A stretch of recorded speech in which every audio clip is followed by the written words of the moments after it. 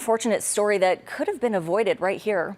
Omaha fire investigators say food on the stove sparked the fire that forced 3 families from their homes in southwest Omaha last night. Just before 9 o'clock, fire crews were called right here to an apartment complex near 84th and Q Streets. They reported smoke on approach and got to work fighting that fire. The flames knocked down in about 15 minutes. The fire was contained to one apartment, but damage extended to 2 others. The Red Cross was called in to help 3 families find another place to stay.